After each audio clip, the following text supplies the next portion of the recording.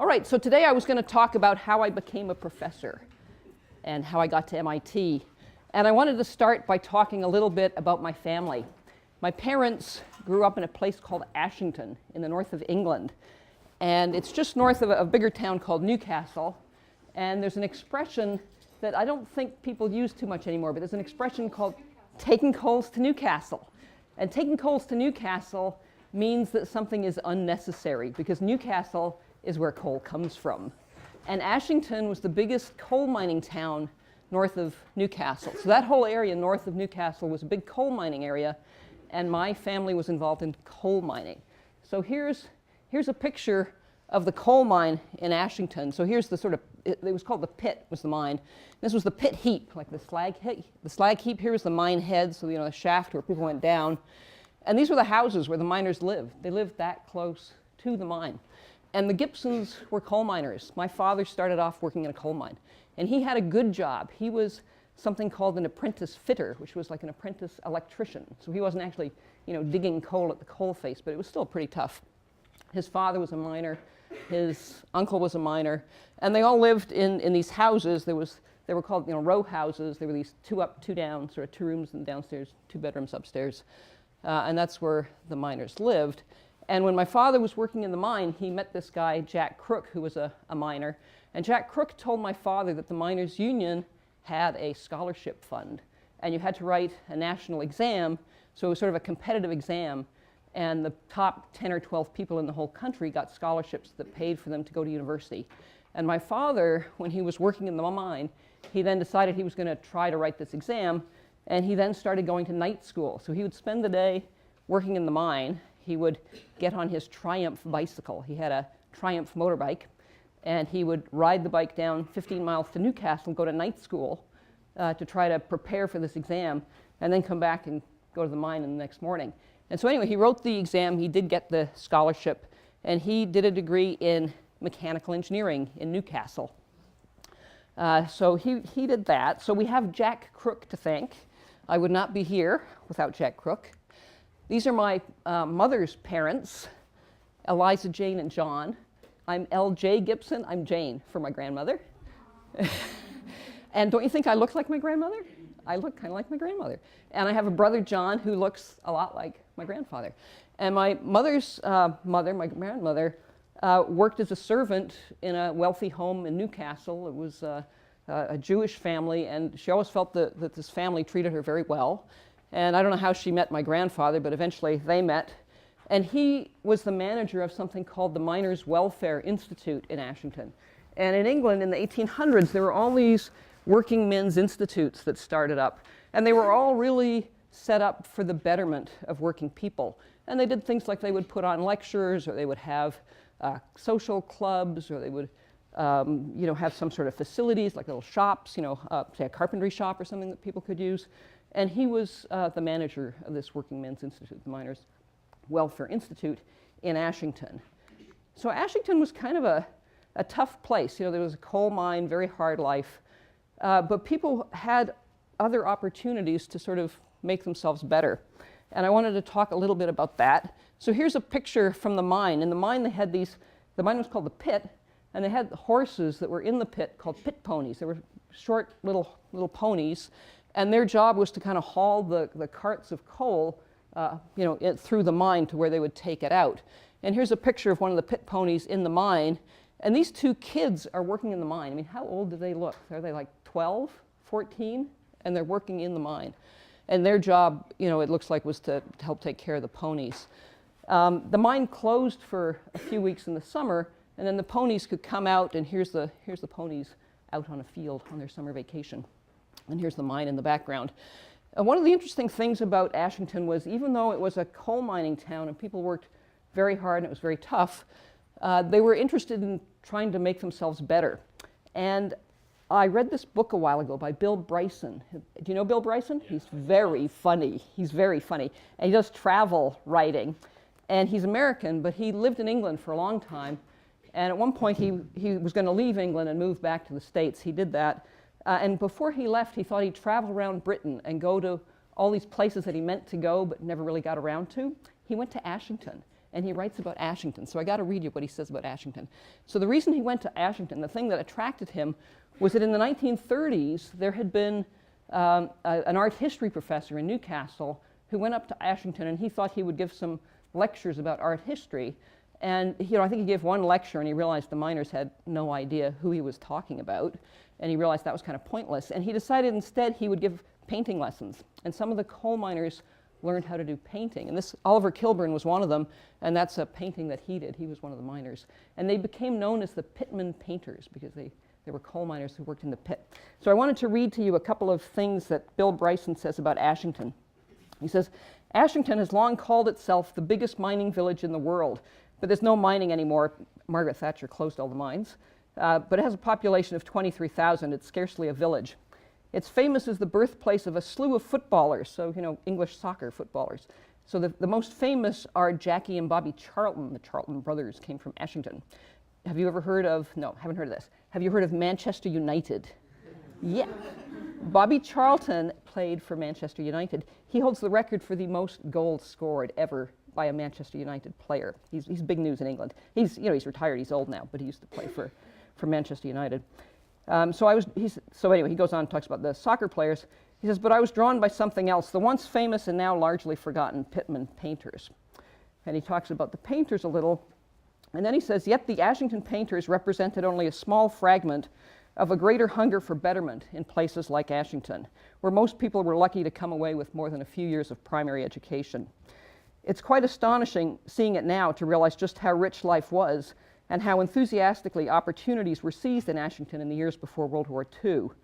At one point, the town boasted a philosophical society with a busy year-round program of lectures, concerts, and evening classes, an operatic society. My mother loved the opera, and this is, I think, where it started, a dramatic society, a workers' educational association, a miners' welfare institute, where my grandfather worked, with workshops and yet more lecture rooms, gardening clubs, cycling clubs, athletic clubs, and others in a similar vein almost beyond counting.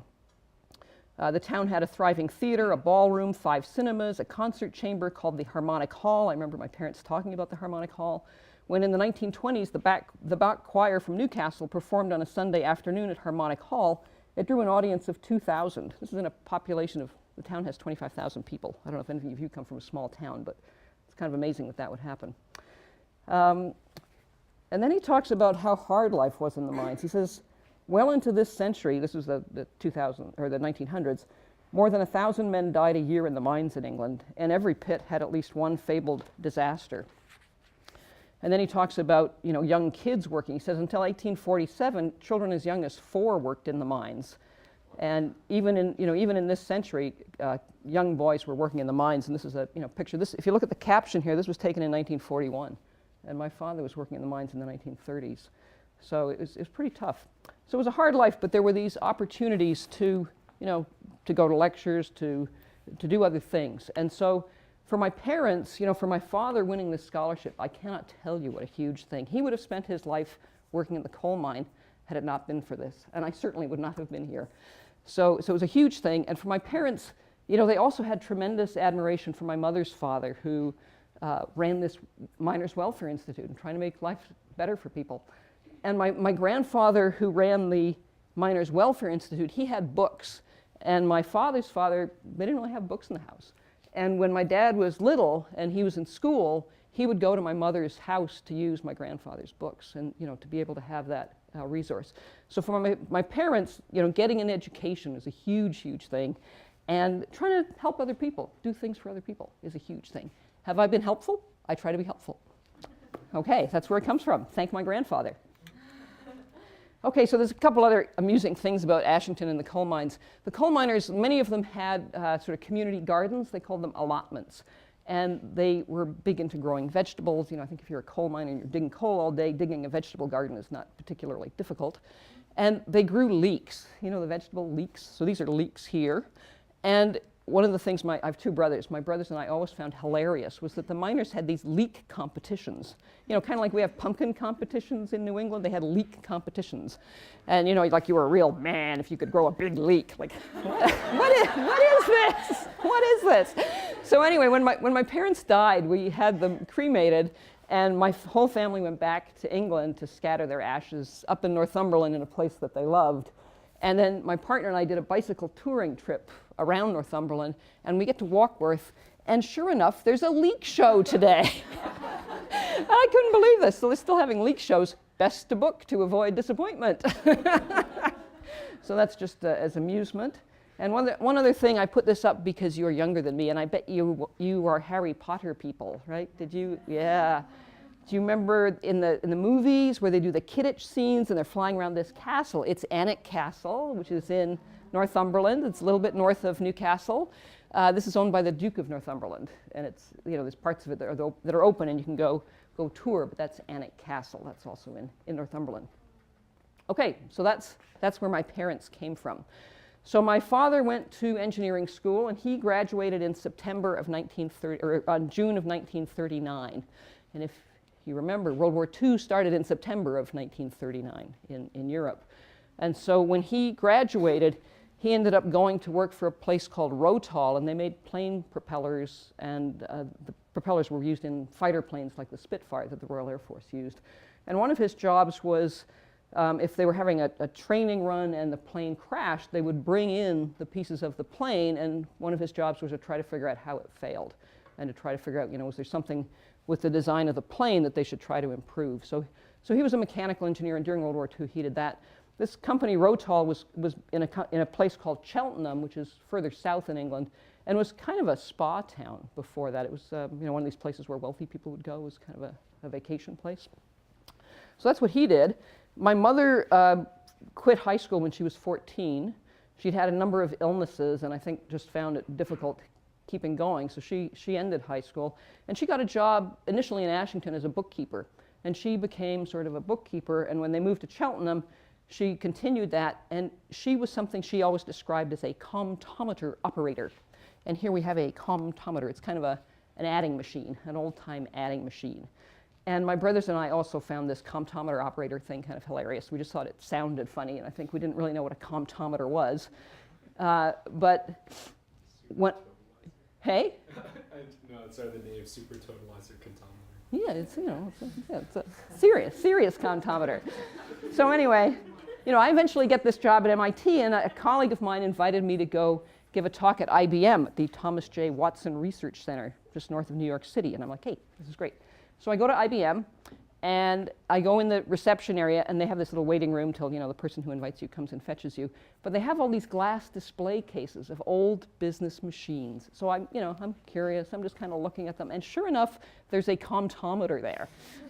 I go home. I immediately call my mother. Mom, you're not going to believe what I saw. So that was all amusing. So my mother was a comptometer operator. And after World War II, in 1947, my parents immigrated to Canada, and they moved to Toronto. And my father worked for Ontario Hydro. And I don't know if you can read this, but here's my father here. This is the HEPC, the Hydroelectric Power Commission, which turned into Ontario Hydro. And underneath it says Research Division. He worked in the research division of Ontario Hydro. And in Canada, a lot of the power generation is from hydroelectricity. I grew up in Niagara Falls, hydroelectricity. And a lot of the big utilities are government-run, sort of crown corporations.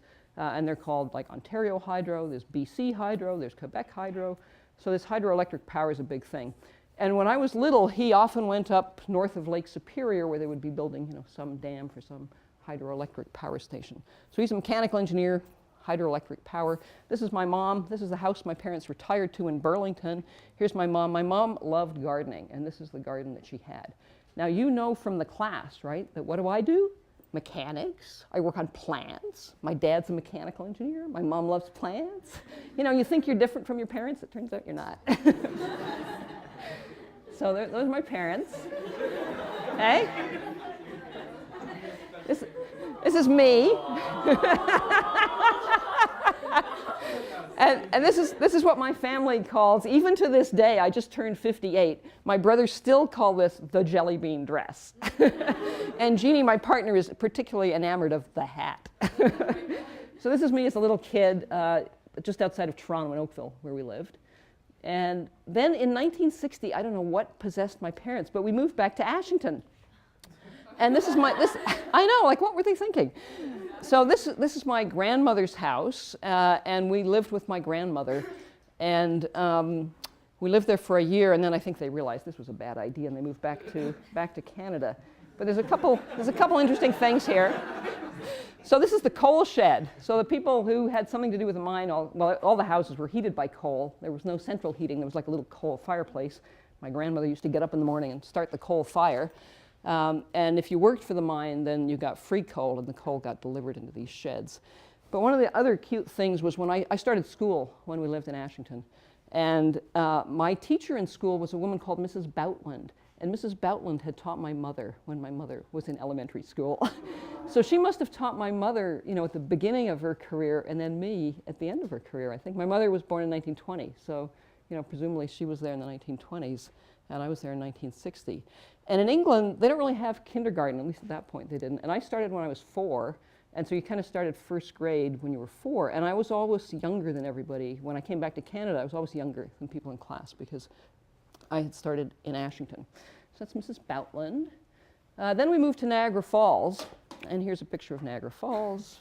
When I was growing up in Niagara Falls, I had no idea that this was particularly unusual. I just thought, oh yeah, waterfall. We go there all the time. No big deal. No big deal. I had no idea. There was this, like in the 1970s, there was the big energy crisis. I'm like, people burn oil for energy? Are you serious? What a dumb idea. I thought it was all hydro. So we moved to Niagara Falls. Here's me in the woods outside of Niagara Falls, a little baby dyke picture. So that's me being a little tomboy. And this is a picture of the hydro station. So people think of Niagara Falls, as the falls and all the tourist stuff. But in fact, there's lots and lots of big civil engineering works at Niagara Falls. So there's bridges over the river, and there's all the works connected to the hydro station. So my father worked for this company called H.G. Akers, and Mr. Akers had been the chief engineer for Ontario Hydro on the design of one of the power stations at Niagara Falls. And when he finished that, he liked living in Niagara Falls, and he wanted to set up his own company, so he just set it up there. So that's how the company happened to be there and how we ended up living there. So this kind of shows you an aerial view. And the way the power station works is there's a big sort of gate across the river above the falls, and the water is then diverted, and the power station is below the falls. It's actually maybe a mile or two below the falls. So these are the two on the Canadian side, and this is the one on the American side. And what they do is they divert water off at night, and they store the water in this big reservoir, and then the water comes down these little canals here and goes down through the penstocks, and then the turbines are at the bottom there. So this huge sort of civil engineering works in Niagara Falls. There's this big reservoir, there's canals, there's tunnels, there's bridges, there's the big hydraulic gate. I think you can just barely see it just back here. It looks like a little bridge, but it's not actually a bridge. It goes halfway across the river, and these kind of big gates go down into the water, and they divert water off into the canals and things. So my dad was an engineer, and there were all these big engineering works, and that was kind of what Niagara Falls was like. This is just a sort of more close-up picture of the power stations themselves, and then this is a bridge. This bridge then goes off to the Queen Elizabeth Highway, and at one end, this is the U.S. on one side and Canada on the other side. Okay, so there was all this sort of engineering stuff, but when I was in high school, I wasn't really thinking about engineering. Oh, here's another thing about Niagara Falls. When I was in high school, the U.S. Corps of Engineers was worried about all this rubble and erosion at the base of Niagara Falls on the American side. So these are the American falls here. And they turned off Niagara Falls, which is kind of amazing. They built a huge dam up here, and they diverted all the water around to the Canadian Falls side. And this is a picture my father took in 1969 where they dried it up entirely. And they were interested in looking at the rock structure in here to see if they could do something about the erosion. But it turned out they really couldn't do very much, so nothing ever really came of that. But it's such an impressive picture, I think, to see Niagara Falls turned off. These are my high school science teachers. Yeah, I know. So last year when I gave this lecture, I had their names, but I didn't have the pictures. And I went on Thanksgiving this year. I went to Thanksgiving with some friends who live in Brookline. And one of the friends is my brother John's oldest friend from high school, Ian Wallace. And Ian had the yearbook from high school. And I actually gave this talk to my friends, and they were kind of amused by it. And Ian ran over to get the yearbook, and he comes out and he said, I got pictures of your teachers. And so the three guys, Mr. Bissell, Mr. Coyle, and Mr. Higgins, were in Ian's book. And then once I had those, apparently Mrs. McGlone wasn't there. Ian's older than me, and Mrs. McGlone wasn't there. But I called up my brother, and he had the yearbook, and he got me the picture of Mrs. McGlone. So Mr. Bissell taught us calculus. I distinctly remember him. And Mr. Coyle and Mr. Higgins were both Scottish, and they had quite the Scottish accent. And I remember, we did little experiments, we did little mechanics things, balls rolling down slopes, all that kind of stuff. So I remember my high school science teachers, and I'm a professor at MIT. I did pretty well in science in high school. And then so yesterday I went online, and I found some reviews. You know how you can look up, teacher, my favorite teacher kind of thing? You can look up reviews. And these aren't things that I had put down.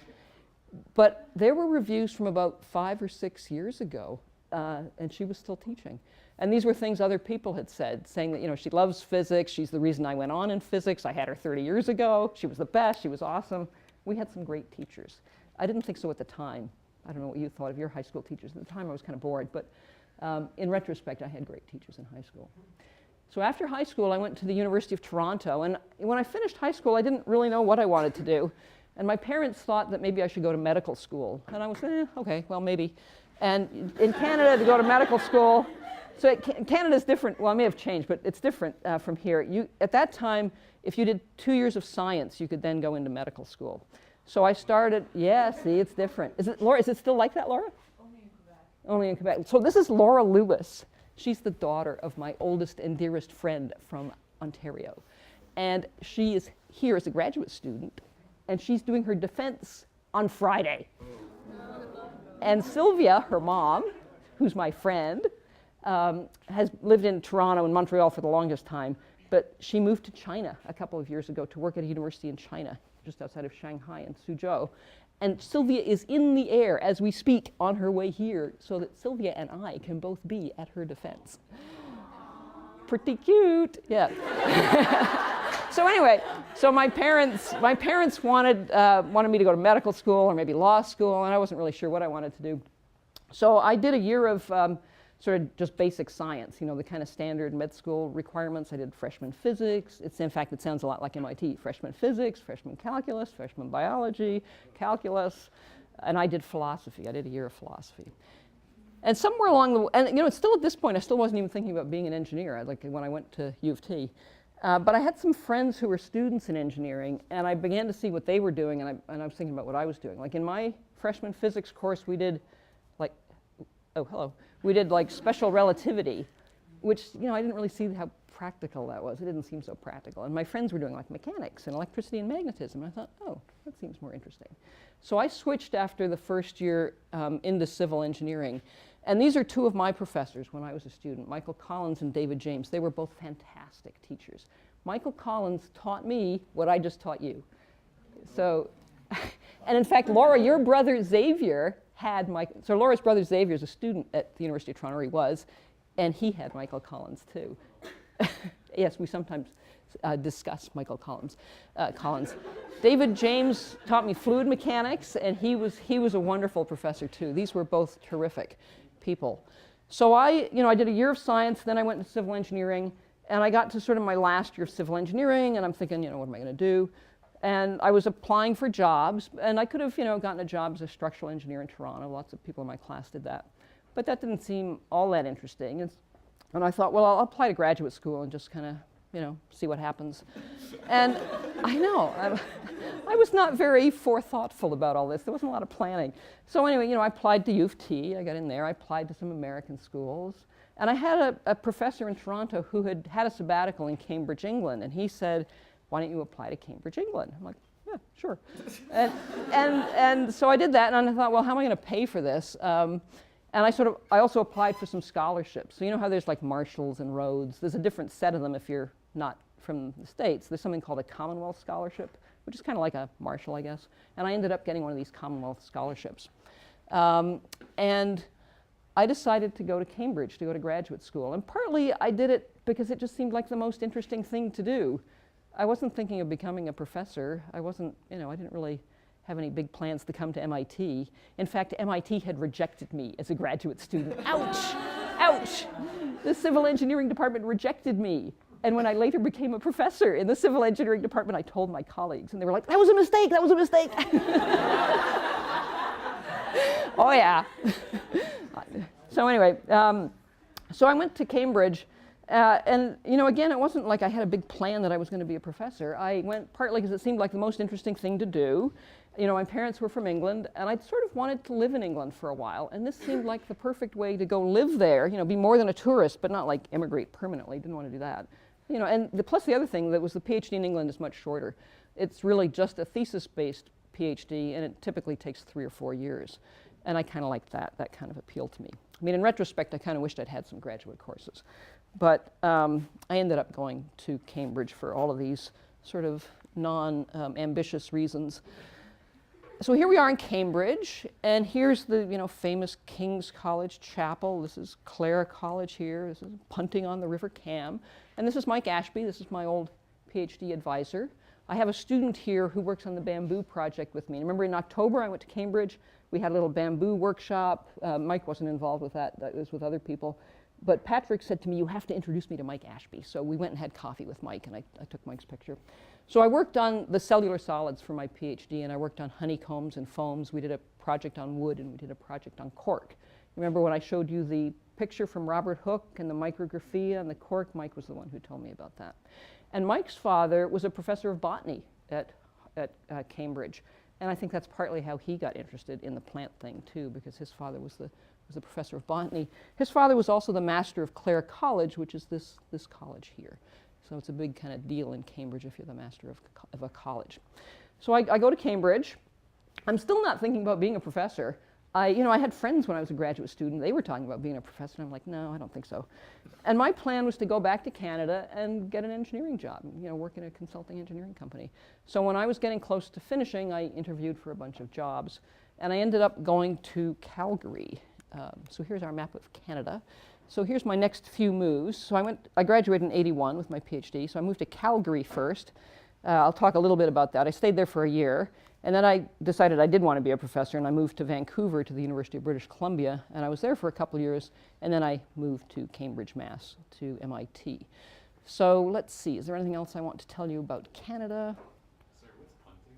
Punting? Oh, we can back up. Yes. Punting, here's Punting. This is Punting on the river. The River Cam is very shallow. It's maybe 4 feet deep. And you can get these boats called punts. They're very flat. So they have a flat bottom. They're maybe 15 feet long and maybe like 3 feet wide. And you propel them by standing at one end and dropping a pole into the water. The pole then hits the ground, and then you push yourself along the ground. That's punting. And a very nice thing to do in Cambridge, you can rent these punts right in Cambridge. And you can punt down along the river to the next village, Grantchester, and stop at the pub for tea and have tea or beer out in the garden, and then you punt back. It's very nice.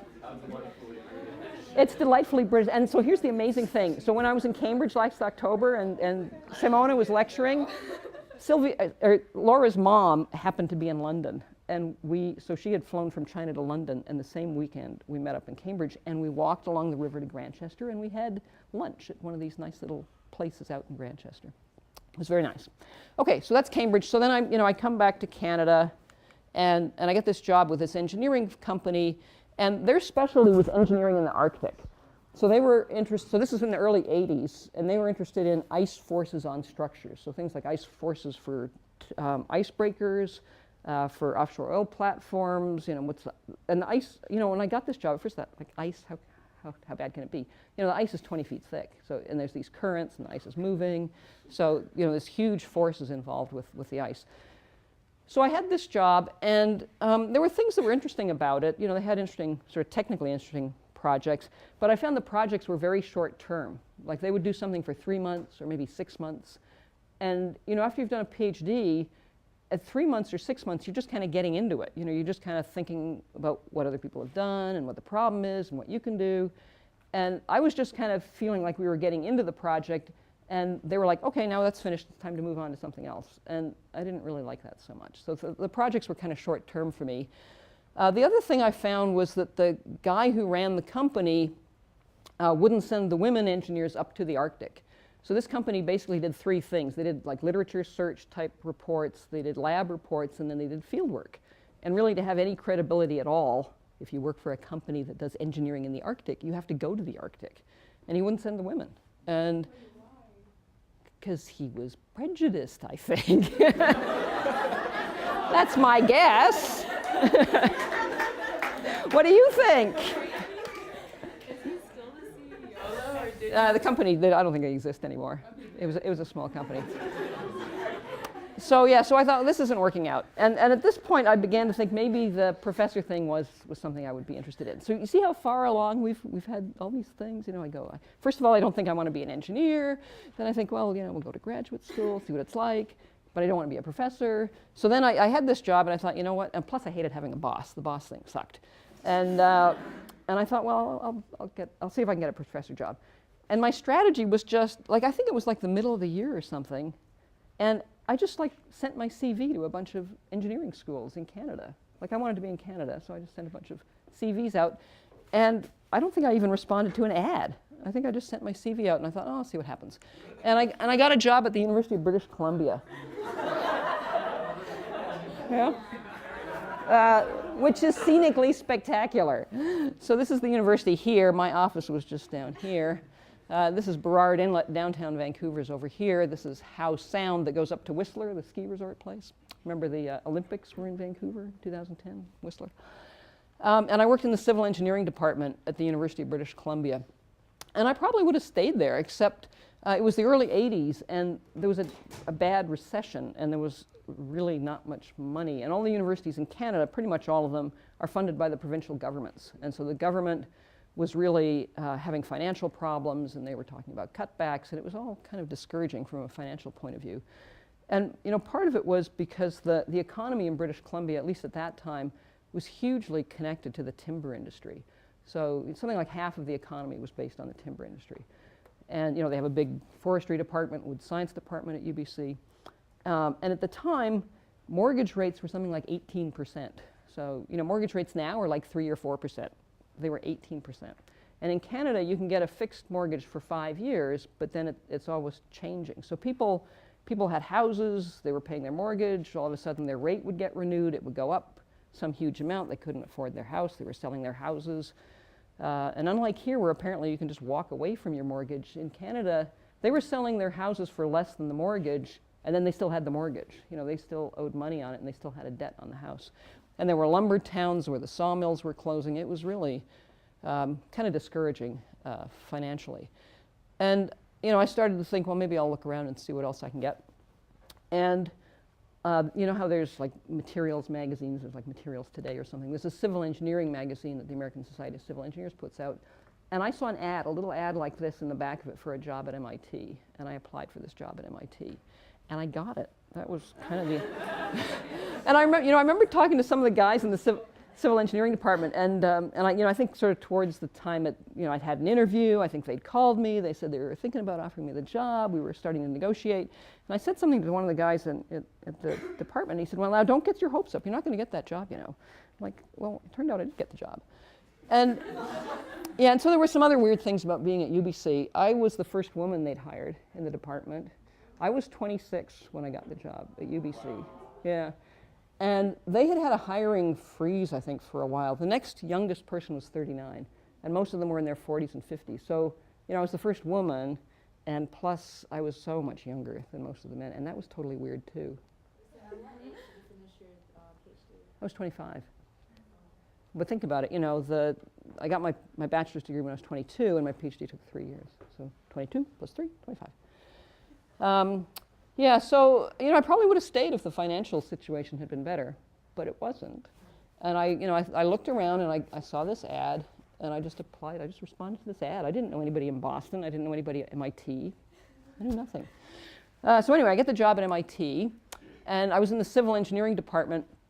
And my research at that point was mostly on structural sandwich panels, on energy absorption devices. I did some work on biomimicking. Mike Ashby and I wrote the first edition of that book on cellular solids when I was in the civil engineering department. And then my research moved more into biomaterials, and it had less and less to do with civil engineering. And I was in a sort of structural engineering group, and the graduate students would come and they would want to do like seismic design of concrete structures, and I was working on like porcupine quills, and it just didn't work. So I ended up moving over to the material science department, and I've already talked to you about a whole lot of these projects, so I wasn't going to go into gory detail about it. But I worked on bone. We had a project on metal foams. We told you about the tissue engineering scaffolds the other day. We did some work on cell mechanics. We'd done some work on plants. There were a few more books happened. So they happened. Yeah, so that's kind of the researchy end of things of what I do. Okay? So I came here in 1984, and I got tenure in 1990. And it crossed my mind that the women faculty didn't seem to be doing as well as the male faculty. So when I joined MIT, the engineering school has something like 380 faculty. When I came, I think there were about 10 in all of engineering, right, in the whole engineering school. And one of the things I noticed, and this is kind of, maybe it was just the people I knew, the other young professors I knew in civil engineering all had some connection to the department before they were faculty. They all had done either their bachelor's degree there or their graduate degree there. And when they got hired, the faculty all knew them. They all seemed to be buddies. And the women faculty seemed to have come from other places. They hadn't come from MIT. And so, if you come from somewhere else, you're kind of starting at scratch and you don't know anybody, and there's sort of less mentoring. So I got interested after I got tenure and I had a sabbatical. I came back to MIT, and I got interested in trying to meet with the women faculty and see if we could try to make things better for the women faculty. So I started organizing sort of lunches with the women faculty, and we would meet with the dean once in a while. At this point, MIT had no maternity policy for faculty. And for instance, I knew faculty who had a kid and were back in 2 weeks. Like they took 2 weeks off and then they came back, and that was it. And I remember being in a meeting once where we were talking about the need for some kind of maternity leave policy. And I said how this is a problem. And one of the department heads said, we have a policy. There was a woman in my department. She took a leave. And I said, well, how long? And he said, 3 weeks. And I'm like, that's not like long enough. It's not, they need more. So anyway, I got interested in that. And I started, meeting with the women faculty in engineering in the mid-90s. And Nancy Hopkins in the mid-90s started meeting with the tenured women faculty in the science school. And they ended up asking the dean of science to have a committee that would study the status of women faculty in science. And they issued a report, I think was it 99? I think there was in 99. And Chuck Vest, who was the president of MIT, admitted that there had been discrimination against women faculty. And he was terrific. He really made a huge effort to develop some policies to make it easier. And he also really supported trying to identify qualified women faculty to come and join MIT. And Bob Brown was the provost. He was terrific too. Bob's now the president of BU, but he was fantastic. And Nancy Hopkins was the one who really started all of this. She was tremendous. She was just unbelievable. And when this first came out, there was this report came out. There was a huge amount of press about it. It was in the Boston Globe. It was in the New York Times. It was all over the place. And Nancy was getting called, by news agencies all over the world to talk about it. It was a big thing. And then she and I and many other women worked on, we were on something called the Diversity Council, and we worked on trying to develop policies, things like maternity leave, family leave, that kind of stuff. Policies about trying to identify women for faculty positions. But Nancy was really the one who did most of that, or at least, I shouldn't say most of it, but really was the person who pushed it at the beginning and moved it along. Lottie Balin was a faculty member at the Sloan School. She's retired now. Barbara Liskoff sort of took over from Nancy in the provost's office. Hazel Siv is associate dean in science, and Cindy Barnhart's associate dean in engineering. There were many, many other people, both men and women, involved with this. So we did a study that came out just after the science one in early 2000s, like 2001, something like that. And then MIT had its 150th anniversary a couple years, and then we kind of revisited it. I chaired another committee looking at it. So here's, you probably can't read this, but this is the number of faculty. This is the School of Engineering. This is the number of men, the number of women. It's slowly creeping up. And now there's a little over 60. So it's gone, in my time being here, it's gone from about 10 to about 60 out of the 380 odd. And yeah, and our department, so material science is amazing, right? So there's about 30 faculty in the department. There's 9 women. We just hired another one. She's starting in January. So in January, there's going to be 10. You know, in 1990, I think there were 0. You know, it has changed phenomenally. Oh, and I have to tell you about women students. I have to tell you, because when I was an undergraduate in Toronto, in my graduating class in civil engineering, there were about 100 people. There were 4 women. And the class ahead of me, there was 1. Meg Large was it. And I remember, so because I did 1 year of science and then I switched into engineering, some classes I was in the same class as Meg Large, and some classes I was in, you know, the class that I graduated with. And I remember once I went into a class, you know, kind of like this, and I sat down beside Meg, and one of the guys said, "You women, you always sit together." And I said, "You guys, you always sit together." Like, come on, give us a break. So yeah, it was very different. So I gotta say, every day when I walk in here, you guys don't realize that every day I walk in here and I go, wow, this is amazing. All the women in the class, it is amazing. I never thought I would see this. So that's something I did. And then I think partly because I felt, you know, doing this work on women faculty, it was sort of an administrative thing, but I really felt like it had an impact and it improved things for women faculty at MIT. And then I got interested in doing administrative things, and I was chair of the faculty for a year. The chair of the faculty oversees faculty governance. So you know how there's all these committees at MIT? There's a committee on the undergraduate program, the committee on discipline, the committee on curriculum, all that stuff. The chair of the faculty oversees all of that stuff. And the chair of the faculty sits on a committee called Academic Council, which really is an advisory council to the president. So it's the president, the provost, the associate provost, the deans, the chair of the faculty, some of the administrative vice presidents. And you really see the institute from a different perspective. You know, you see policy things that affect the whole institute. You get to know people all across the institute doing that. And so that was kind of interesting. And then I was asked if I would be associate provost, and I did that for a couple of years. And I was involved with space allocation at the institute. I was involved with the design of the Koch building. So I remember, you know, meeting with the architect, and you know, we knew kind of what the site was going to be. We knew how many square feet it was going to be, but we didn't even know like what shape the building was going to be initially. And so we talked about what the floor plan should look like, what was going to be, how many stories it was going to be, what should be in each floor. And I also did a number of things related to faculty issues. And I got to know a lot of people at MIT, so I know a lot of people here. So I did that. Then I took a sabbatical, and I wrote one of those books on the last sabbatical. And now this is what I'm doing now. I'm teaching you guys. I teach 3054, the cellular solid course, in the spring. So I really get a kick out of the teaching. That's really one of the things I love about being at MIT. And when my friends say to me, people are impressed I'm at MIT, and they say, what's it like being at MIT? Well, I say the very best thing about being at MIT are the students. The very best thing. No, I am serious, totally serious. So I have a couple research projects. One's on bamboo, one's on balsa. And I still do some, committee stuff. I do some department committee stuff. I do some MIT committee stuff. And that's kind of it. That's what I do. So we have a few more minutes. If people want to ask me questions, I'm happy to answer questions. Yeah? Why did you switch from course 1 to Really, because my research was changing. I used to do things that were more civil or engineering oriented, more structural, and then I was doing more biomaterials thing. So it's kind of the fit wasn't as good. Anybody else? Yeah? When you did your first consulting company and then decided to be a professor, why professor? Why not, do another job at research and development in another company? Yeah, it was like, I hate a boss thing was really a problem,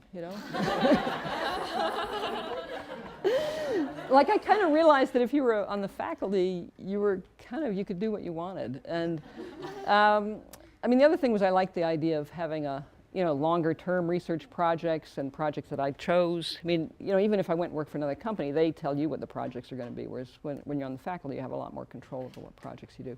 And I thought I would, I hadn't really taught that much, but I thought I would like the teaching. And it turns out I was right, I like the teaching. Yeah, so, anybody else?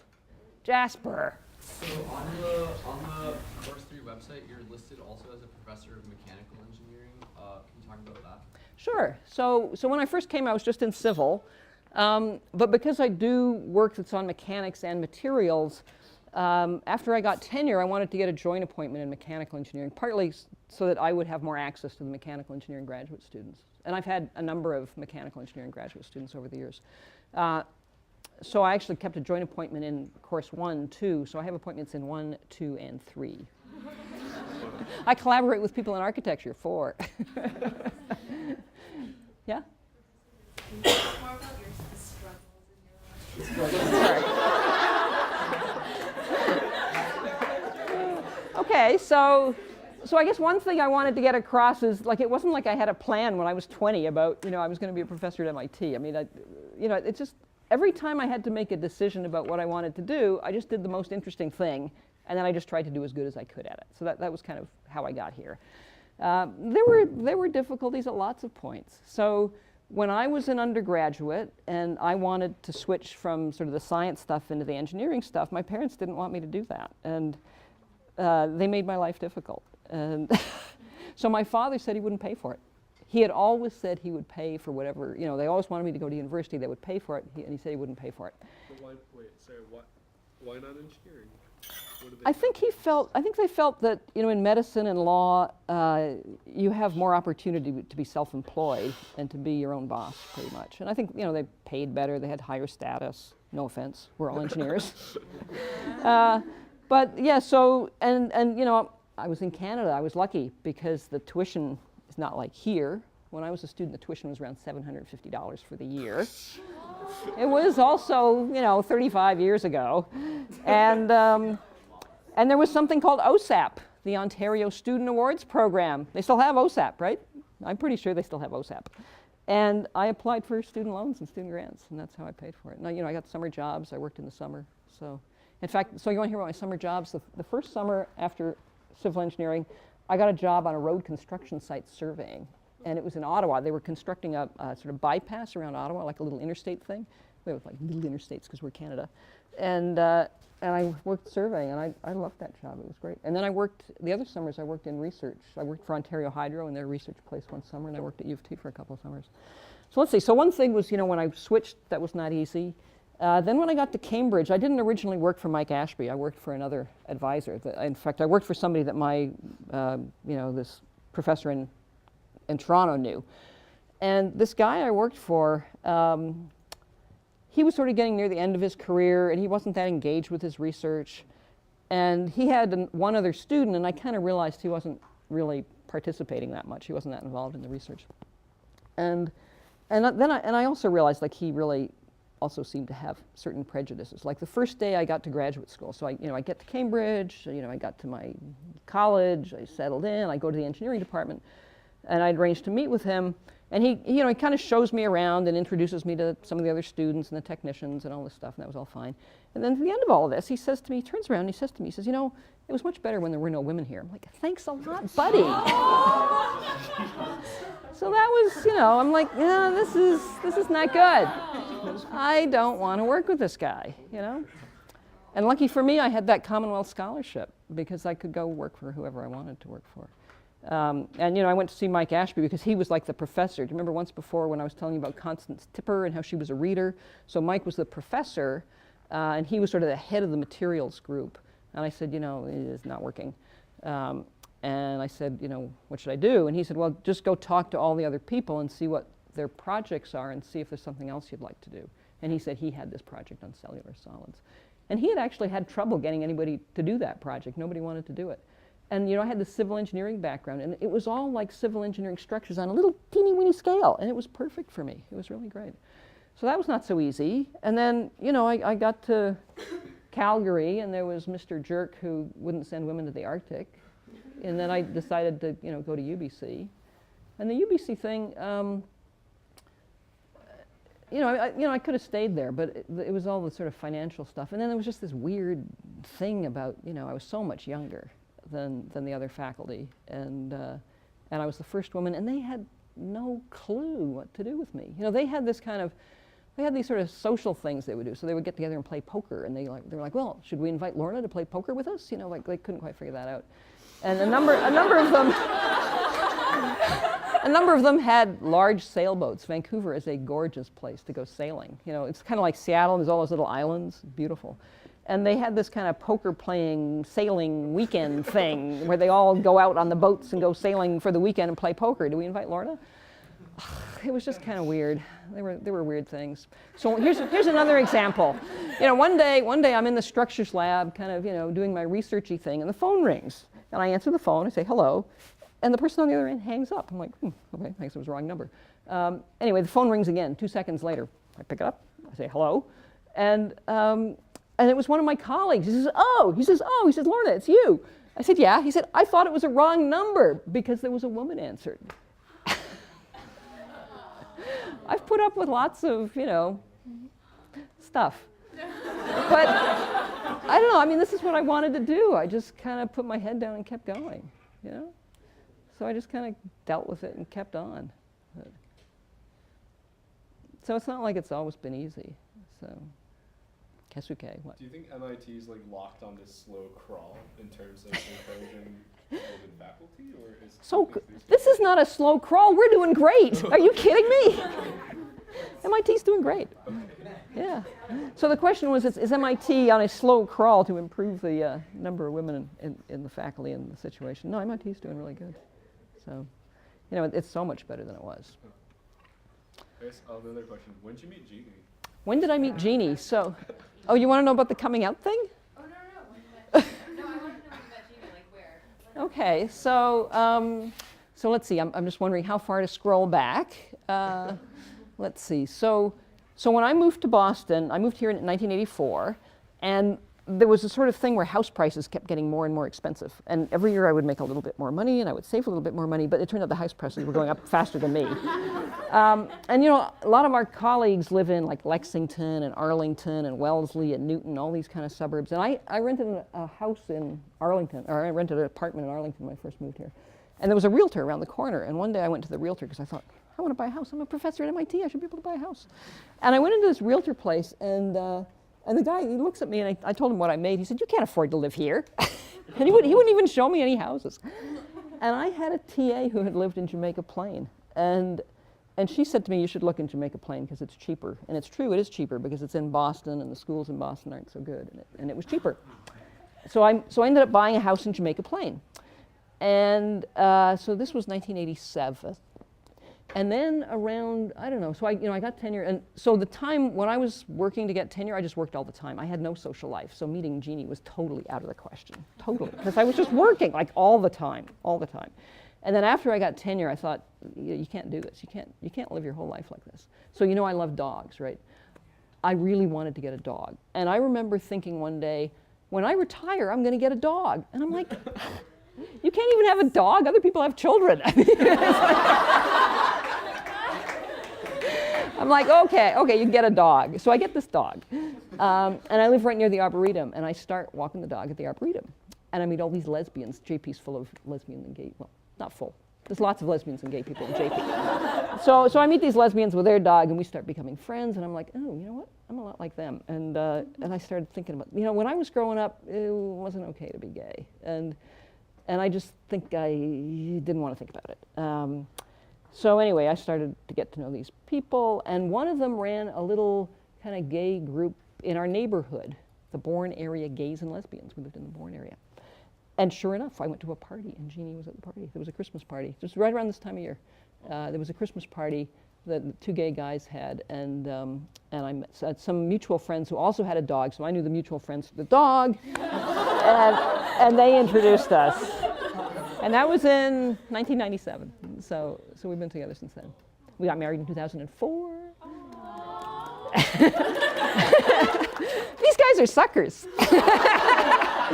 So, I wear 2 rings, and the reason I have 2 is because we did a little commitment ceremony thing, and we gave each other rings then, and at that point, I never imagined that I would be able to get married, like legally married.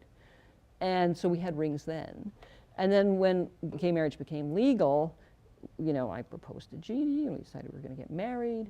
And it became legal on May 17th. And Jeannie actually knew a couple who were part of the lawsuit. Our lawyer was part of the lawsuit.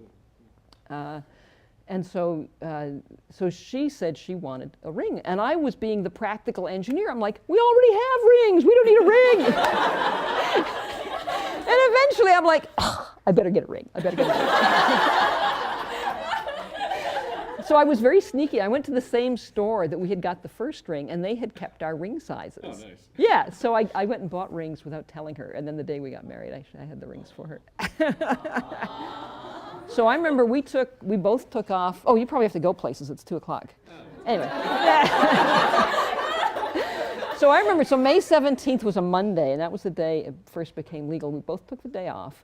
We had debated where to go to apply for a marriage license. We didn't want to go to Boston because it's big and busy, and we thought Cambridge would be a zoo. And we went to Brookline. We went to the Brookline town clerk's office. And the hilarious thing was, we lived in a neighborhood that had a lot of gays and lesbians. A big chunk of our neighborhood was there too. And it was kind of amazing. So there were our neighbors. Some of them had already adopted kids. Some of them had kids, so their kids were there.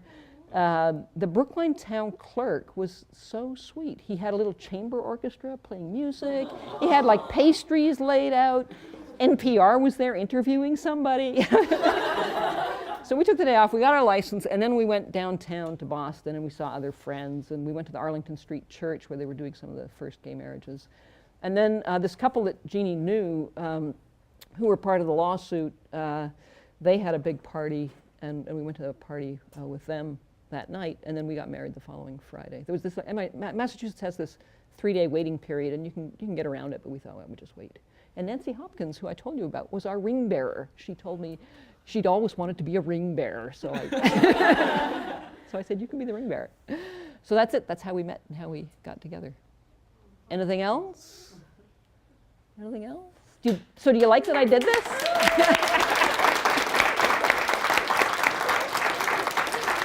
Okay.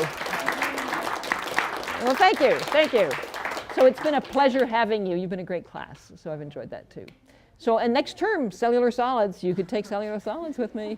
So we always have a project on cellular solids, and you know, I bake, right? So cellular solids, and not infrequently, we have a project, and not infrequently students do food projects. They make marshmallows or bread or, you know, meringue, stuff like that. Baked Alaska, last year somebody did baked Alaska. Okay, so I'll see you.